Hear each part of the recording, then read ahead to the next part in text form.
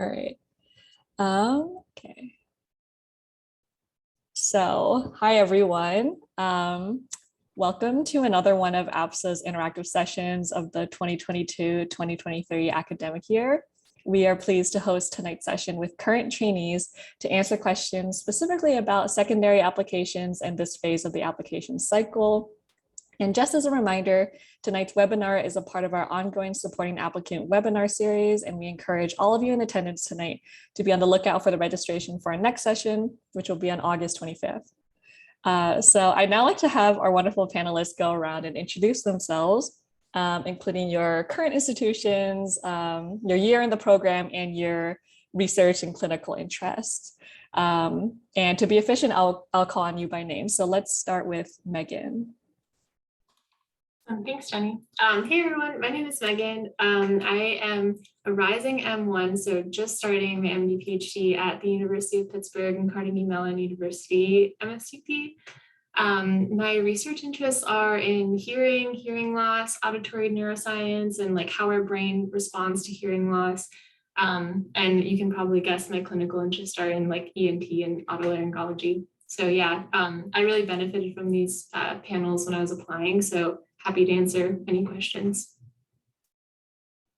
Awesome, thanks, Megan. Let's go to Jessica. Hey y'all, I'm Jessica. I'm at Oregon Health and Science University in Portland. Just became an M2, finding it hard to accept that, but we move on. I am interested in brain injury, stroke, also sleep science. I'm a non-traditional student, so I've got a lot of sort of disparate background, so lots of interests, but at the moment thinking neuro, but it's a long road, so things can change. Thanks, Jessica. And Sal. Hi, everyone. So I am a G4M3. So I did all 4 years of my PhD, and I just restarted my M3 year in June. So I'm kind of on the further end of the spectrum. My clinical research stuff, so my PhD was in CPR and ways that we can improve it using some kind of defibrillator technology. And so my clinical interests are between emergency medicine and critical care, like ICU stuff. So yeah, happy to answer questions about kind of what life looks like further on down the road. Awesome, thanks, Sal, and thank you to everyone for being here. We're grateful you took the time out of your day to come virtually to our meeting and provide your wisdom and pearls to folks thinking about the dual degree application process. Just to introduce myself, my name is Jenny Jin, and I'll be your moderator for the evening. I am also an incoming second year MD PhD student at Columbia University. And in the chat box, moderating will be Anna Kolstad, and our volunteer live tweeting will be Eli Wisdom. And I believe, Anna, if you want to also like share your email in the chat, that is also an avenue through which people can submit questions. And for those of you who will have to step away or miss any part of the webinar, we will have it recorded and posted on the APSA website. And I just want to remind you, as I mentioned, Anna's email and also the Q&A box is available for any of you to submit questions live during the session, and we will make sure to prioritize those. So I think that's all in terms of logistics. And so I'm going to go ahead and start with our first question. And so this first question is kind of a broad overview, but if you all could kind of explain the whole process of secondary applications from start to finish, and also if you have any like tidbits about just the general timeline of applying to a dual degree program. And let's start with Jessica. Yeah, secondary applications. After you put in a ton of work into your primary application, you sort of wipe the sweat off, and then it's time for secondaries to come through. In terms of specific timeline, forgive me, it's been a little while. Maybe Megan will be better positioned to answer questions about specific timelines, so it's more recent. I didn't apply to as many schools as people told me to apply to. I was hearing people say apply to like 40 schools, and I applied to 13 schools. That was still more than enough secondaries. I was lucky enough to have a job where I could work on my secondaries on evenings and weekends and not worry about it. So once secondaries started coming in, which I feel like for me was by this time I was already getting secondaries. Apologies if that's not correct. I took probably 3 to 4 weeks to get all of my secondaries out. And then every school is different. I got a rejection from UW before I even sent them any secondaries. And also, I didn't hear back from the school that I currently go to until April. So it's really varied. But yeah, I think the most important thing for timing is just to make sure that you are on top of things. Firstly, obviously it like looks good to have stuff in sooner, but also secondly, just sort of getting it off of your plate is really nice. And then you can just sort of focus on what you're doing right now, because what you're doing in this year, if it's a gap year, if it's your final year, if it's one of 5, 6 gap years, whatever, it's still an important year. So you don't want to let secondaries consume you too much. That's all I've got for timeline stuff. Sorry, it was a little bit vague. Oh, that was super helpful. Megan or Sal, any other points of insight? Yeah, no, that was like pretty much the same for me. So I submitted my primary application pretty soon after it opened. So I had done a total of 3 gap years, but when I was applying, it had been 2. So I was like, I had that time to kind of think about my application, and I was like ready to go at the beginning. And then I think because I submitted so early, I got secondaries relatively early. So usually schools, I think at this point, most schools send out secondaries to like pretty much everyone who applies, with the exception of a few. And so I think I got my secondaries like towards like mid to end June for most schools. Some schools were a little bit later. And then, yeah, I started just kind of working on them. At first, I started working on them in the order that I got them. But like Jessica, I also applied, I think, to like maybe 16 schools at the end. But I was more ambitious in the beginning. So I sent my primary application to probably like 25. But I didn't actually end up doing all of those secondaries, and I can explain why in a second. But yeah, I think one piece of advice I would give is kind of make a priority list of the schools you're interested in and try to send those secondaries in sooner if you can. Only because timing is pretty important in the process of applying. So if you think about it from the school's perspective, which most schools have rolling admissions, the first like applications they have on their desk, they have all of their interview slots open. But then towards the end of the cycle, if they don't see your secondary until like, November or something, they're going to have fewer slots. So you could have the most amazing application, but the only thing you have against you is the time that you submitted it. So yeah, I would say try to get those in early. It's definitely hard. You have like a lot of them all at once. And some of them, especially for MD PhD applications, have a lot of essays. So I think that if you are applying next cycle, like you're not applying currently, definitely think about some secondary questions. There's a lot of information online to just like start thinking about them, so that when they all come in, you're not just like trying to answer these questions, like off the top of your head. But if you're currently applying, another piece of advice I would give to save time is definitely think about ways you can use bits and pieces of what you've written for multiple prompts. So yeah, that's all I'll say for now. I'm sure we can dive into that in more detail if you guys have more questions on it. Okay. Great job, Jessica and Megan. So I'm like my route was a little bit more. I'm like a black sheep in the MD PhD world. I didn't get into schools my first application cycle, so I ended up doing a post-bac program. And the post-bac program, I was taking the classes alongside the medical students, and then once I got into the medical school, I just applied straight MD, and then because I had taken these courses, I didn't have to retake a lot of the M1 curriculum.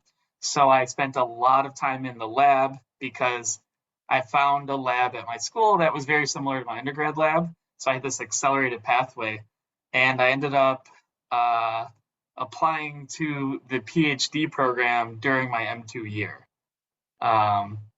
So I kind of can offer a very different perspective on if you decide that MD PhD is the way that you want to go, there are multiple ways to do it. And I don't know if all schools do it that way, but my school definitely has this pathway where you can actually apply to the PhD during your MD cycle.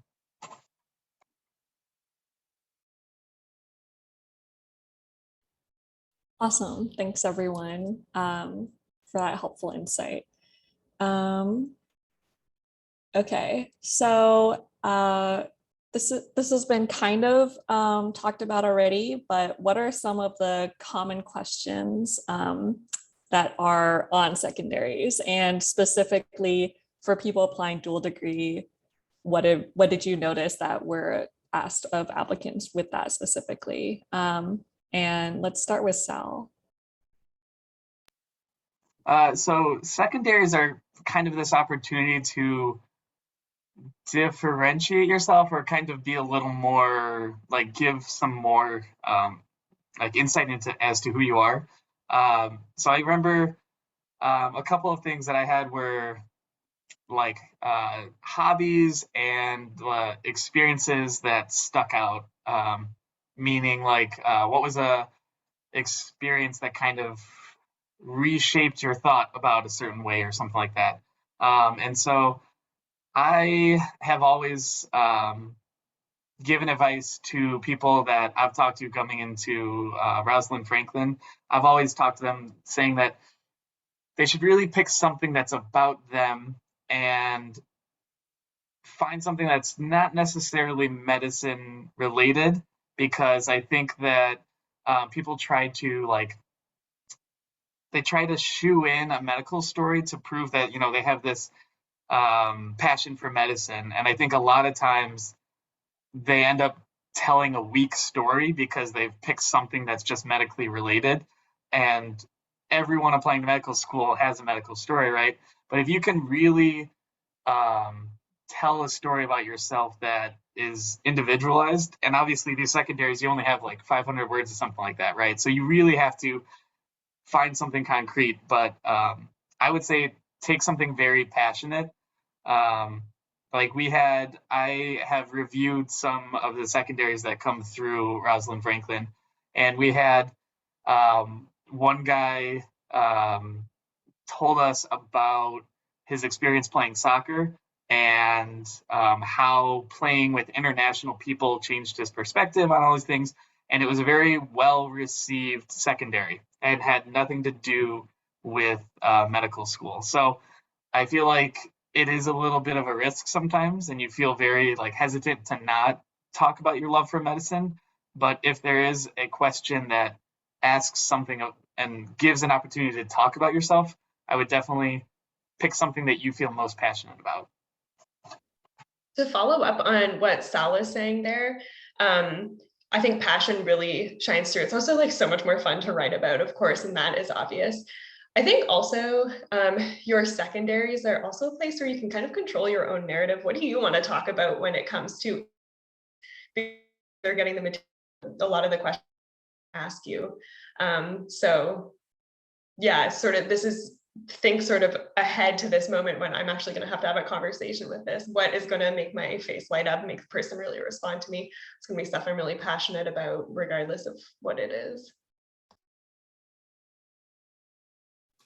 Yeah, just to add on to what you guys just said, I think what I remember someone telling me is when I was getting ready to apply is like a lot of times being a pre-med, you're constantly thinking about like, okay, what are the things the admissions committee is going to look for and how can I, and this is, all throughout your undergraduate experience, like how can I kind of check these boxes? And to some extent, like that you have to do that. But I think when it comes to secondaries, I would really try not to fall into the trap of like thinking about what does the admissions committee want me to say, and instead what Sal and Jessica were just saying, like think about what is important to you as a person. This is the time where you can show the committee that how reflective and thoughtful you are, and how through all of the experiences that they've seen on your primary application, you didn't just like participate in those experiences, but you learned from them and you took something meaningful away from them. I think that's what's most important about secondaries. It's not reiterating what you've already put on your primary, but it's showing that you can, how you derived meaning from those experiences, how they prepared you to be a good physician scientist, how they informed your goals for the future, things like that. I think the first question was, what are some of the common questions that are on secondaries? So there's like, I just kind of wanted to throw out some like topics that I noticed were in a lot of secondaries. So one is talking about how you're going to bring diversity to that school. And I would say, like, I know some people who are like, I am a straight white male from a very like, well-to-do family. Like, I can't answer this.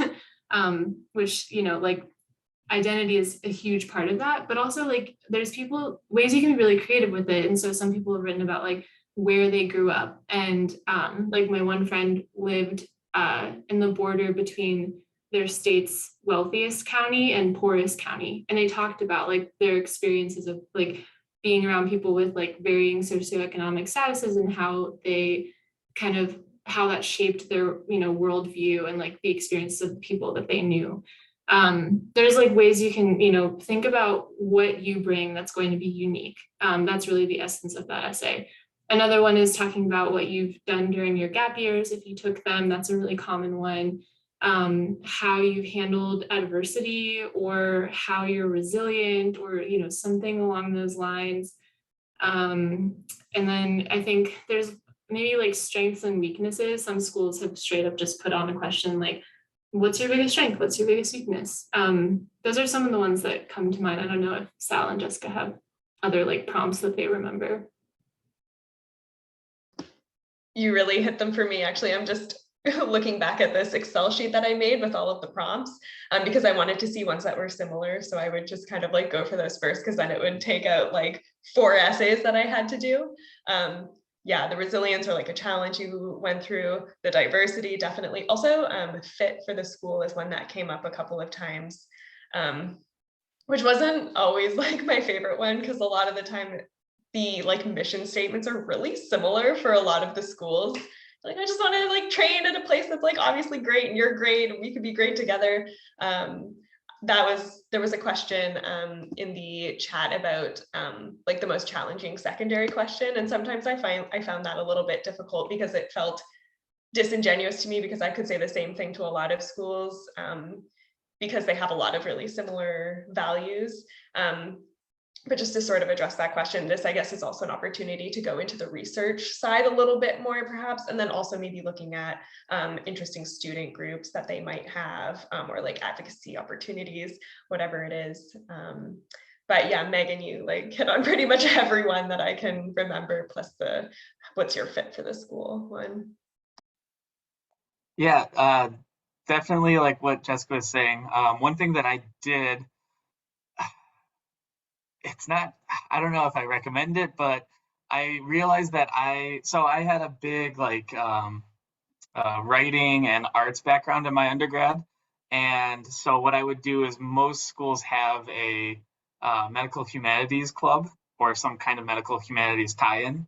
So I would often bring that up as one of the factors that really interested me about the school, because a lot of times there's not much to talk about because schools are so similar, and at a certain point you're just like, I'll go to any school that takes me. So I was like, I actually would love to participate in that club if I went to that school. So it was kind of like a cheat for me to like find whatever they had that was medically humanities or medical humanities, but it was still not a lie. I still would have enjoyed doing it. So if you can find something like that, if you can find some kind of research, those are just ways to kind of like, you're going to have to play a little bit of that game. And that's just part of the process. Awesome. Thanks so much, everyone, for all of your insight. I think every point that was mentioned was super helpful. This next question is somewhat kind of an offshoot, but people are wondering whether there are MD PhD specific questions on any of the secondaries that you received, and kind of what did those questions entail? And also, did you notice that like therefore your secondary application process was longer than maybe some of your friends who were applying MD only? Let's start with Jessica.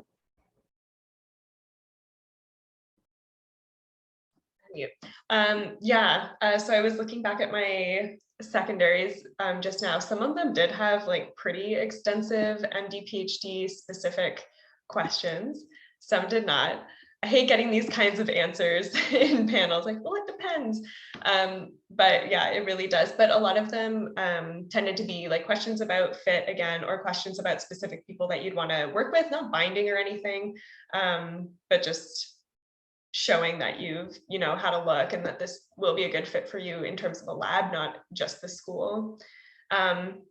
So yeah, it did make secondaries a little bit longer. Again, I was pretty lucky. I only applied to 13 schools, so secondaries weren't too out of control for me. But completing these secondaries did take a fair bit more research, whereas for some of the other schools, I was just looking at like their sort of like their mission statement and like a broad overview of their curriculum.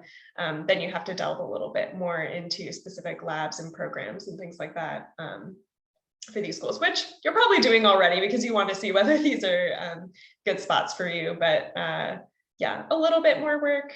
But if you're not completing 50 secondaries, I didn't find it too burdensome.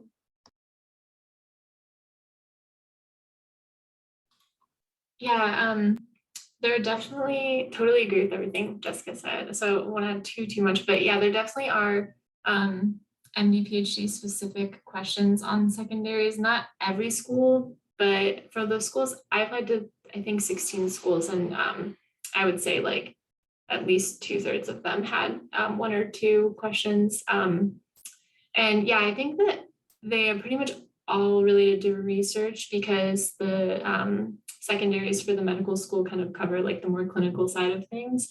Not always, but for the most part. And yeah, with the research questions, that's a really great opportunity to kind of hit at that fit with the school. And so definitely take time to look into the graduate programs you're interested in and name faculty members that you're interested in working with.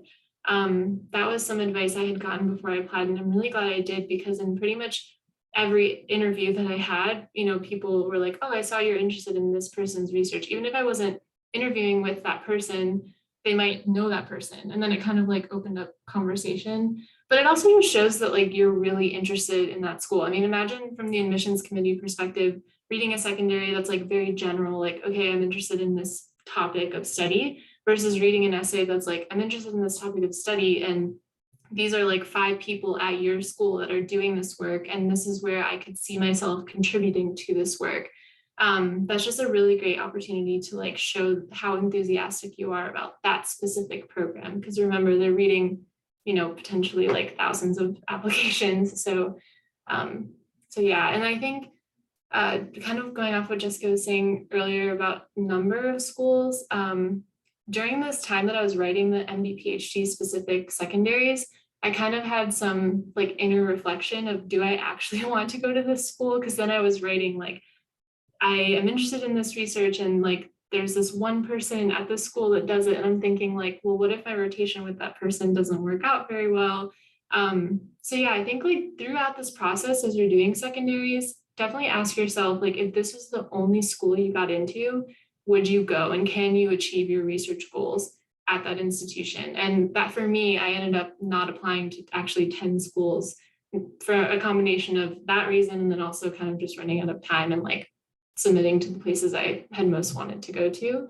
But yeah, it's definitely an opportunity to not only show you're enthusiastic about that school, but to kind of reflect on the process and like, you know, prioritizing what schools you want to submit to.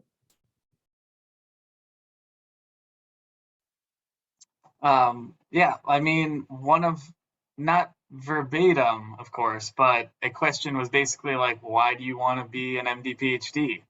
And it's it's a tough question because it's essentially writing a second personal statement. But it's a fair question because it's like, well, you're going to invest double the amount of time as a normal. If you're trying to do MD PhD, you've got to do the PhD and then you've got to do residency. So what's your plan for residency? What's your plan after residency? It's an opportunity to kind of showcase what you've done and what you want to do. It's tough because you're at one of those spots where you're like, well, I haven't even been in medical school. How do I know what I want to do? It's tough, but I took the idea of, I worked in a lab. I got in like my freshman year and I stayed in that lab and then did a gap year in that lab. And basically that's where I fell in love with research. So it was pretty easy for me to just be like, well, I want to emulate this environment that kind of fostered this love for me. You had to like make it personal, but that was it. It's basically, why do you want to do it? So while you're writing your medical school personal statement, you also kind of have to think of your MD, PhD personal statement, because I feel like if you write that, there's probably questions that you're going to be able to just kind of pull from that personal statement and just plug into an MD, PhD application. Awesome. Thanks for everyone's answers. And so since we're about halfway through the webinar, just wanted to give some reminders that the session will be recorded. And Anna is diligently collecting everyone's questions and sending them my way. And just as a reminder, you can submit in the chat box, our APSA Twitter or Anna's email, which is in the chat. So moving on to the next question, I think that a few of you have touched on this, but what strategies did you find to efficiently write your secondaries, since you are applying to a large number of schools? And is it possible to prepare all of your essays beforehand so they're ready to be submitted when they're requested? And let's start with Megan for this.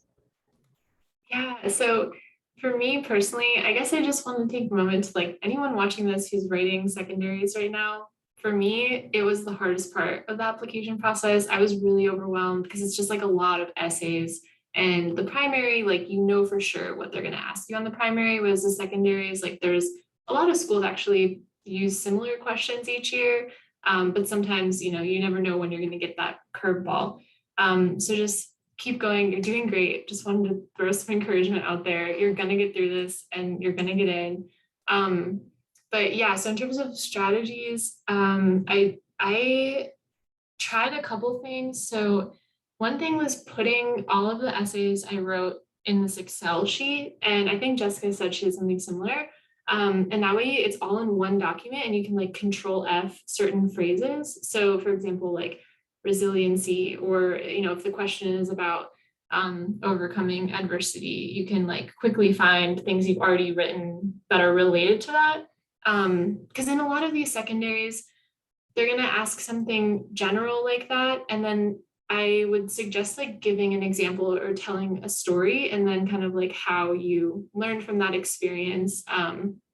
And yeah, in a way that connects to the prompt. And you don't want to, look at each secondary like and start it from blank, like Word document. You definitely want to pull from things that you've been writing, and just kind of add specifics to that school. And it definitely got easier with each secondary that I wrote. So that's one tip is having like an Excel document with everything in it. And then the other thing I would say, I don't know how much this ties into efficiency, but I kind of prioritize things based on what schools I was like most interested in, most excited about. So I got those secondaries out sooner. And then I had a few people that were willing to proofread things for me. And instead of just relying on like one person to proofread, so you're like waiting for them to send it back, if you're able to, if you have people in your life that are willing to like read it over for you, if you have like a couple people that way, that's a little bit more efficient. If you kind of send one person one document and one person the other, that's kind of what first comes to mind. It's definitely hard. It's a lot all at once. But like I said, it definitely gets easier with each secondary because you're like more familiar with what stories you want to write about and like what questions to expect. Absolutely agree with all that. Do not reinvent the wheel for sure. If I remember correctly, I don't know if it's SDN, proceed with caution, but there are places where people will post what secondary questions were the year prior or a couple of years prior. And Megan did mention this, they tend to reuse them. So by the time I actually got my secondaries, I feel like I had already seen like 75% of the questions. And that helped calm me down a little bit and know what was coming instead of thinking I'm going to get these questions and I need to turn around and send out some beautiful mini essays. Within a week I was sort of ready, so that helped me looking online beforehand for prompts.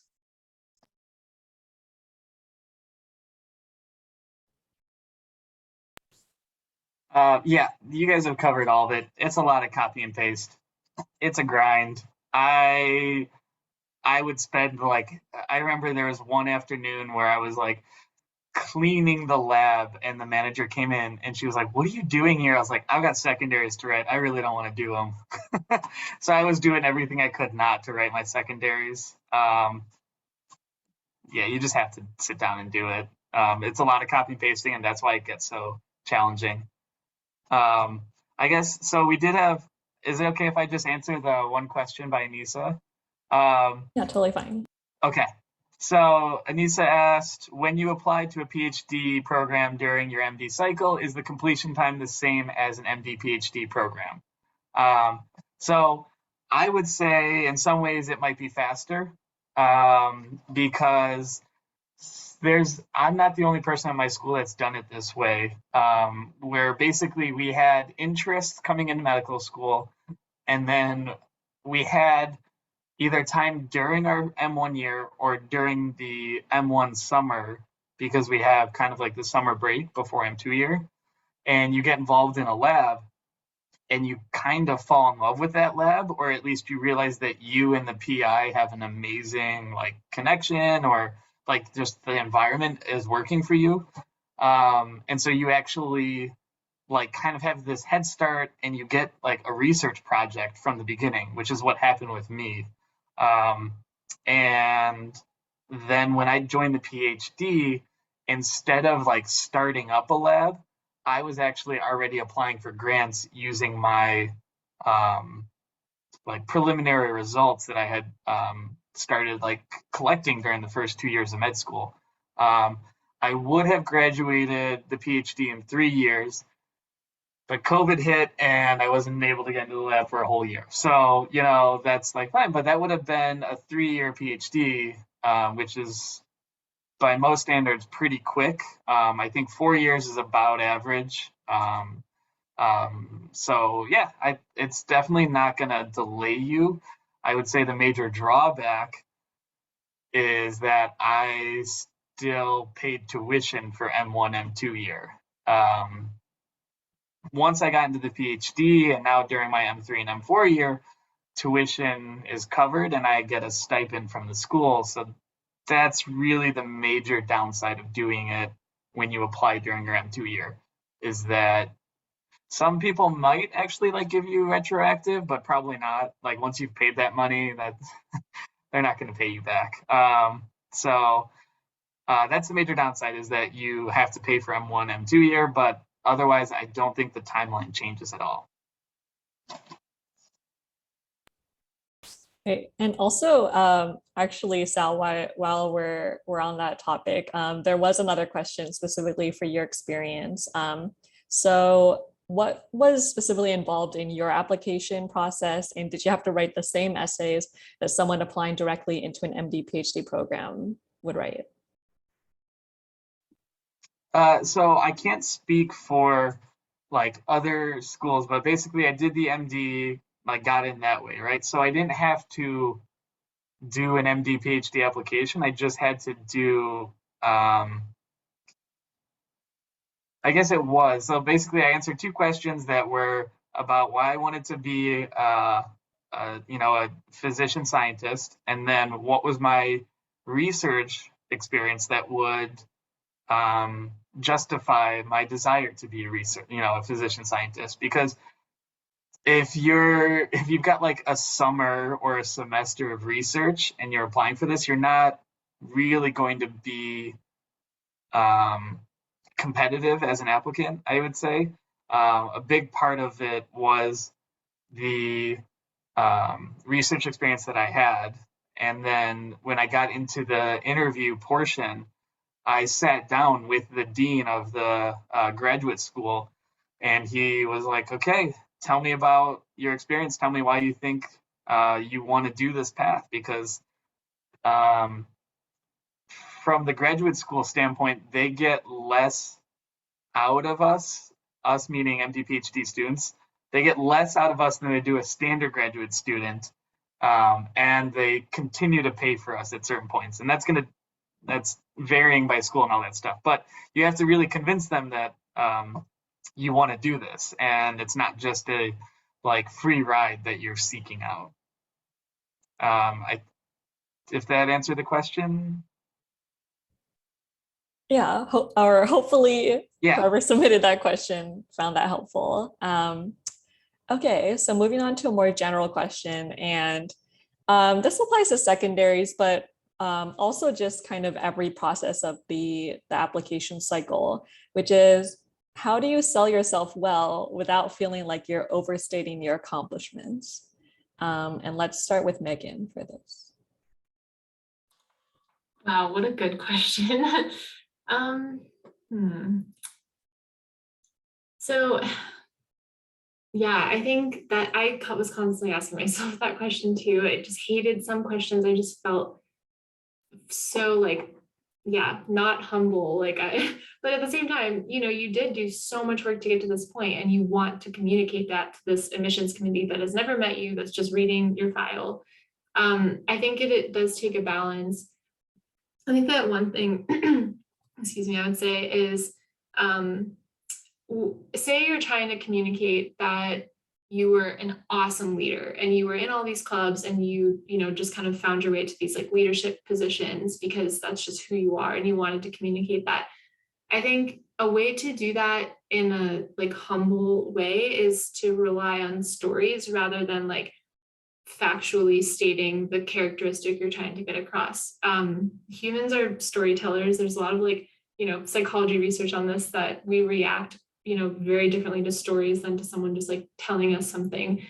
So I would say try to give specific examples as often as you can, and then have like 1 or 2 sentences, or maybe if it's like a longer secondary, like a paragraph reflecting on that experience. I think that is probably a good strategy to show that you're being like humble and thoughtful about your experiences, while also communicating all the awesome things you've done to get to this point. That's the first thing that comes to mind for me. I really love that advice. I think like it's objective as opposed to subjective, letting the evidence speak for itself and not using like your own perceptions of yourself. Or yeah, I totally relate to it feeling kind of gross to be like, I'm awesome. So yeah, telling stories, totally on board with that. One thing, I don't know if this works for everybody, but this is something that I tried to make sure came across in my secondaries, was also like my feeling of like gratitude for having the opportunities that led to me doing amazing things. Like it might have been like, yeah, I cold called someone and then I worked for free for a year, and then like, this was like totally something that I did, kind of myself. But there are still things to be like grateful for in there. I think people like to hear, they like to hear about people's gratitude for things too. So if you're able, I know like everyone has a really different path. Some people have more things to be grateful for than other things. But if you find yourself, you know, feeling like I'm just tooting my own horn too much, is there like a way that you can be like, you know, just expressing like, I am grateful I was able to have this opportunity, or I feel lucky I was able to grow in this way, or what have you. I just thought of one more thing too. Yeah, that's such a good point, Jessica. And it made me think like, don't forget that you have letters of recommendation that are in your file. And I think that some characteristics are best when they come from a letter writer.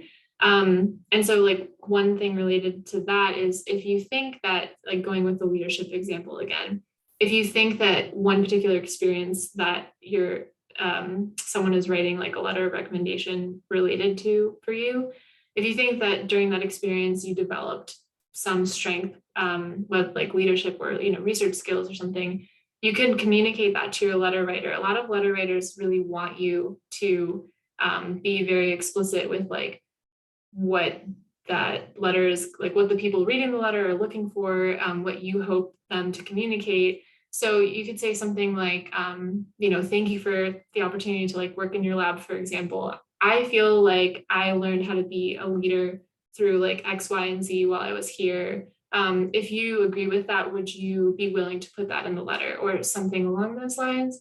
I think then you don't have to worry as much about like explicitly saying like all of the things you're worried might come across as braggy. And then you can use your secondaries to just focus on talking about things like your goals and that are a little bit easier to write about, like why you want to go to that particular school, everything we've said before.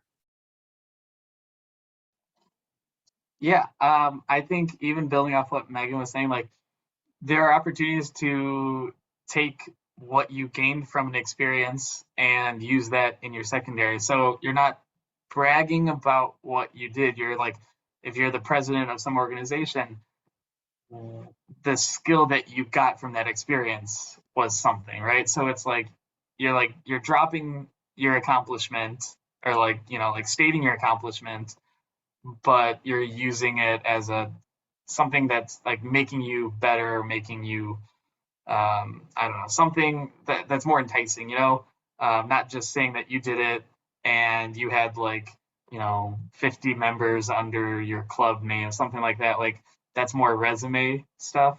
You know, what did you actually gain from the experience? I think that's what helps.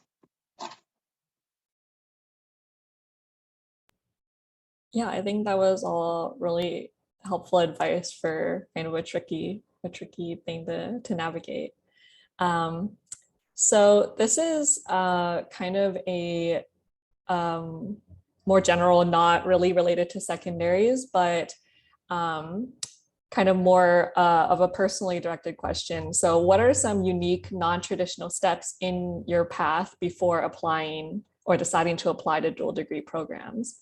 And let's start with Jessica. So I identify as non-traditional. So it's a great question for me to jump onto. So I graduated with a Bachelor of Arts in Psychology in 2013. And I remember like the month after I graduated, I was like, oh, brains are kind of cool. So I took a year to work, and then I did a master's degree in neuropsychology, took another year to work. This was my failure essay, actually, where I just like could not get a job in research. I was like, what is wrong with me? And I just decided to sort of pivot, and I taught English in Korea for a year. And then after that, I moved to Australia, and I worked in a neuroscience institute for a year while also working at a hospital. And then I went back to school, did like Gen Chem, Biochem, all that jazz that I didn't do the first time around because of pre-med, because I didn't do pre-med. And then I worked for a year in a lab after 2 years of pre-med. Now I'm here. So really long-winded, 2013 to 2021, essentially, I was kind of bopping all over the place. That made it kind of challenging to primary and my to like pull out a thread that sort of proved some sort of like linear growth towards, I guess, the MD PhD. My research experiences were really varied, and my life experiences were really varied, which made that like sort of fun to talk about. But yeah, especially from the research side of things, I found it really hard to be like, this is the research that I want to do, because it's what I've been doing. I did research in healthy like memory. I did memory and aging, like cognition and aging. I did service delivery for young stroke survivors, and I did spinal cord circuits and pain and oxytocin in mouse model.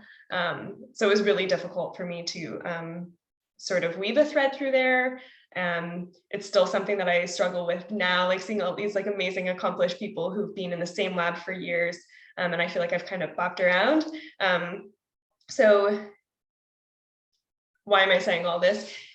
It was hard to come up with, like to sort of communicate exactly how I had in a coherent way grown and learned and become prepared for an MD PhD. But every life experience, if you are a thoughtful enough person and you are reflective, has led to, you know, who you are now. And it's just a question of sort of like picking out some stories like Megan was talking about that can sort of like show how you've grown and the skills that you have gained.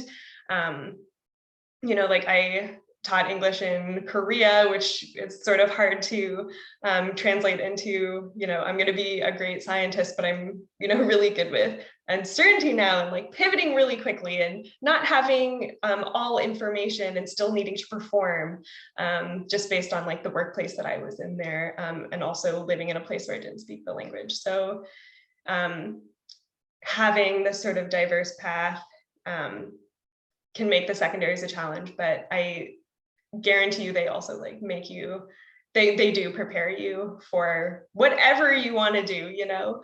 You've been learning along the way the whole time. So if anyone does have any specific questions about like how you sort of craft your secondaries and do pull out threads, I guess, that make them coherent and make a story, because we are definitely animals that, you know, thrive on stories. I could maybe give my email, or we could, do you think, Jenny, like do like an email pass through from like you to me or something? Oh, so usually we have all the panelists put in their emails in the chat. Okay. But feel free to like do it whenever you. Okay, yeah, sounds good. I'll do it at the end so all of our emails are in the same place. Yeah. Anyway, I have talked a lot, so that's it for me. No worries. That was really awesome to hear your story, Megan or Sal. I can go. And there's also a question about how do you know you're ready for MD PhD being first gen? So I can kind of answer both of those kind of together here. So like my dad and grandparents came over from Italy like when my dad was in his teens, and so my grandparents never really learned English. Definitely didn't go to college. So for me, going to college, I didn't really have a kind of template, and I had no clue what research was, like zero idea. So I got through my freshman year of school, and I had the option of going home and working in my dad's business all summer long, which sounded miserable to me. So I actually found a restaurant job on campus, and I stayed on campus because I found like a really cheap apartment to sublet for the summer. And because I was working nights in the restaurant, I was like, well, let's find something to do during the day. And I found a research lab because I like figured out that was something you need for medical school. And then I just started spending more and more and more time in the lab, and I figured out that like I absolutely loved it. So in terms of being ready for MD PhD, I think you kind of know. You just like, it's just something you can't live without. And I feel like it has to be that way because it's such a long path that if you kind of want to do research, like you just gotta like feel like you love it because it's so tough. But That being said, like I didn't have this programmed or set template, and I kind of was figuring stuff out as I went. So I got a lot of help from people in the lab and reaching out through organizations like this, where you just got in touch with people and they kind of helped you along the process. And so for me, especially since I didn't get into medical school the first time, I just tried to get into medical school and then just kept doing research because I liked it so much. And so I think there are ways to continue doing research if you really truly want to do it. And I think that's the most important part, is that doors will open if you keep knocking on them. They might not always open, but like if you keep going back and forth and trying to find new ones and new ways, that's really the most important part, is just like figuring out that you want to do it and finding a way to do it. Because even the path that I took doesn't really exist anymore because of curriculum changes and just like general evolution of school programs. So yeah, just if you don't have people that can show you the way, you're going to have to reach out and find them. Twitter is an amazing thing as well for MD PhDs. Like even so, like when I was in my PhD phase, our school doesn't have a super strong program, and so we don't have MD PhD grant templates, but a lot of other schools had them. So I was literally on Twitter looking up people that had their F30 grants funded, and I would just like slide into their DMs and be like, hey, I saw that you got funded. Do you mind sharing like any non-research sensitive info? And like everyone was super receptive. Everyone wants to help each other out because it's a long, grueling path. And so any kind of assistance, if we are able to give it, it's helpful for us, and it makes us feel good to help out people, because there's not enough of us and we always want there to be more. So I'm trying not to shy anyone away from it.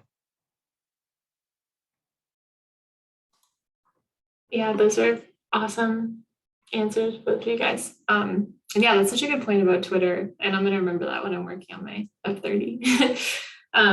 All I would add is, so yeah, I mean, my personal story, I had 3 years between when I graduated undergrad and when I started. And actually similar to Jessica, my degree was in biochemistry, and then towards the end of my senior year, I got really interested in how our brain responds to like sensory deprivation. So like I'm really interested in hearing loss, and kind of similar to Jessica, I was like, wow, brains are cool. So I did a post-bac in the hearing auditory neuroscience lab. But actually before that, I took my MCAT and I worked in a coffee shop. And throughout undergrad, I worked for this nonprofit that was focused on pro-social interventions and as a way to prevent violence. And so kind of like promoting the good and like compassionate acts in our society to prevent the bad, which is like it was very much geared towards like high schools and preventing school shootings and bullying and things like that. So kind of unrelated to medicine, but I ended up talking a lot about it in my applications. And I guess the general takeaway, similar to what Jessica already said, if you have things in your story and like on your application that you think are non-traditional and like kind of weird, if that's an opportunity for you to be reflective, and most of the time people are really interested in those things and ask more about them than they do about the things you think are on the checklist of what you need to get into these programs, because they set you apart and they make you unique. So one piece of advice I got is like all of these things that I felt kind of self-conscious about and thought like, should I include this? I don't know. One of my mentors said, like, imagine you are reading that application and you're like so excited about that opportunity and like the way that that person reflected on that experience. And that shift, that kind of helped me overcome my imposter syndrome a little bit of like, instead of thinking about one particular experience as a reason why you might not get in and like something that people might question, kind of think, how would this make me a better doctor? Like, how can this actually, be something unique that kind of informs how I treat patients in the future, even if it is like teaching English in Korea. Like, I think what Jessica said about dealing with uncertainty and things like that, that's so important as both a physician and a scientist. And it takes, reflection to like lead the reader and the admissions committee through that process, but like that's so doable with a lot of like a very wide range of experiences. So try to like work through that mental shift on your own with your own experiences. And if you have questions, please email me. I'd love to like empower people to write about kind of more diverse experiences, because I think, like Sal said, we need more diverse physicians and physician scientists. We don't just need the same cookie cutter people with all the same experiences. Great. Thanks everyone for sharing sharing your stories and experiences. It was really great to hear. So we're kind of nearing the end of our time here with this webinar. And so briefly, I wanted to give each panelist an opportunity to just share like any brief tips or words for, encouragement to people watching who, are interested in applying or maybe are currently in the process. And yeah, just anything you'd like to share in this last minute or so. So let's start with Sal. Okay, I'm glad I'm going first because mine's going to be a little more cynical. So hopefully you guys, Jessica and Megan, are still a little more optimistic. The realities of doing an MD PhD are that it's 8 years, most likely, maybe more. And you're going to like fall in love with your classmates during your M1 and M2 year. And this is going to vary depending on school, but generally speaking, you're going to like be with your classmates M1 and M2 year.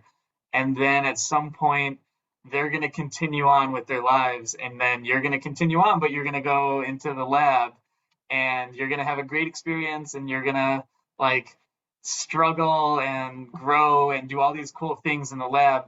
But then when you come back to medical school, everyone you knew and loved is gone. And I say that because I'm going through it right now, but like, I still have all of my best friends from medical school are really close to me. And in all honesty, they're helping me through M3 year a ton. Like it's made it a lot easier for me, I think, because they've kind of been like, all right, don't like, do this, don't do that, all that stuff. But the reality is that like, there's kind of things outside of the actual medical world that happen. Like your friends start to make more money than you. So like there becomes kind of tension, not tension, but it's like the realities, right? Like some of your other friends who are not in medicine, they're also starting to make money just because, when you're outside of college for so many years, they start getting higher and higher positions. People start having families. Or get married, and that's not to say that you can't do that at all. It's just that we all know that the life of a student is it's challenging and it's hard to like kind of plan the rest of your life when you know that residency is always coming down the pipe and you don't know where you're going to end up and all this stuff. And so these are just the realities. I'm not trying to be a downer. I'm just trying to tell you guys what I've experienced, and that's those are some of the biggest hurdles, is just those like the research and the medicine, you love it. And it's always like, it's almost easy to do it because you love it so much. And like, even though studying can be horrible, it's kind of fun in a certain way to like get this knowledge and like really be passionate about what you're doing.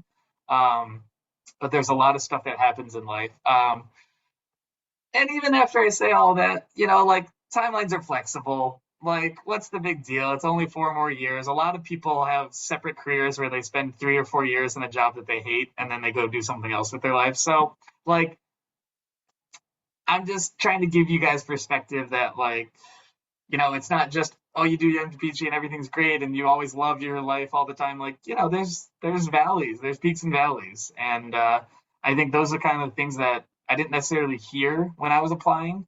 And they're just things to kind of consider. And yeah, I mean, it's great. It's a great time. And I do really feel grateful that I'm in this opportunity and that I'm going to continue on doing it into residency. And when you get into your MD PhD programs, APSA also hosts things about MD PhD residencies. So the cycle never ends. You'll just be doing this again in 4 to 8 years. Yes, so it's really good to be aware of like the challenges that lie ahead, for sure. I'm glad that you shared that. Yeah, I guess so. Okay, trying to sprinkle some optimism in that. Not that that was particularly like that's just honest. But yeah, one of the challenges with doing an MD PhD is you're not fully immersed in either world. You're just like you're split. You're standing on like two ledges. And that's hard and it's frustrating when you have friends who are fully immersed in each world and are like rocking it. But something that I always remind myself, and I'm just starting, so I guess take what I say with a grain of salt, but there are questions in medicine and science that you, being a physician scientist, will be uniquely equipped to answer. Someone who's just a scientist or just a clinician won't be as equipped as you to answer those questions. And I would say during this application process, when things are really hard and you have like 20 secondaries in your inbox and you're working in a lab and you're like trying to still talk to your friends and family, just kind of remind yourself of that. Like think of those questions that, you know, keep you up at night and the questions that motivate you to pursue this path. And it is rewarding having this perspective. Like eventually you're going to be one of the few people in the world in your field who not only have the scientific training to be able to do like rigorous work to work towards solutions to clinical problems, but you're also in the clinic and you're working with patients, depending on if that's what split you want, which that can be a separate webinar of like different career paths once you have an MD PhD. But yeah, just hold on to that fact that like this educational journey, though rigorous and frustrating at times, it equips you to have this very unique and very powerful skill set and perspective to work towards really important like societal questions related to human health. So I hope that motivates you when I think this time last year I was working on secondary. So sending lots of good writing energy to everyone watching this. And yeah, please email me if you have any questions or want me to read stuff or if I can help in any way. I love to hear that stuff, to like sort of have a reminder, like, yeah, it's so motivating just to think about like all the stuff that we have to look forward to. But also like Sal said, there are peaks and valleys. I want to be a little bit more short-sighted and just talk about the year that comes. For me, the application year was a valley for sure. I just felt bad about myself. I felt like I had put myself out there to be judged and I didn't relate to what I was getting back.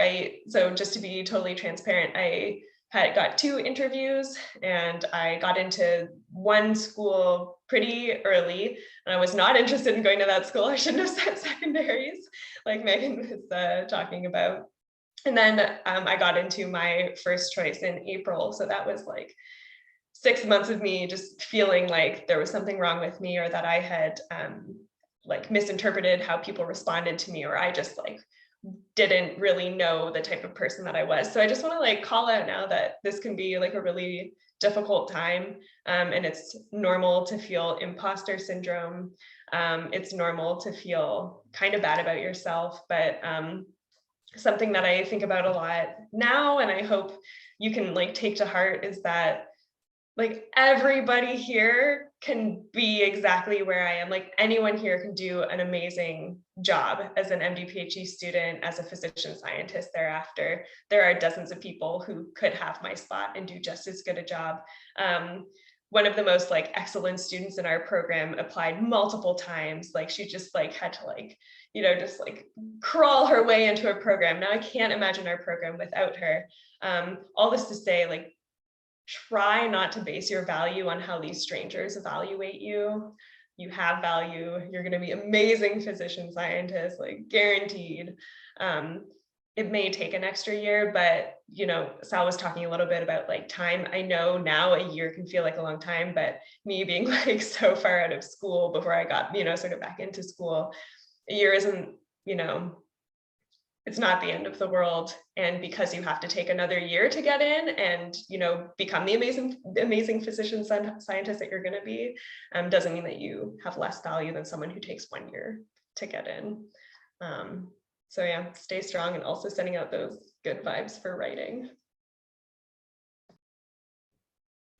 Thank you so much to all the panelists for all of your answers today. I think that you provided a lot of really helpful advice and insight from your own personal stories as well. I just wanted to thank everyone for joining us for this session today. I want to thank, okay. Sorry about that. I want to thank our panelists for their time, the participants, the viewers who made the session interactive, and the APSA virtual content, JEDI, PR, and partnerships committees, Stephen and APSA leadership that not only put these sessions together, work to make sure that underrepresented in medicine applicants receive word of it as well. And we are currently in the process of planning our calendar for upcoming interactive sessions. So stay tuned via social media and look out for emails. And yeah, thank you so much again to all the panelists, and yeah, everyone have a good evening or whatever time zone you're at. Thanks for having us. Good luck, everyone. Bye, everyone. Bye. Thank you.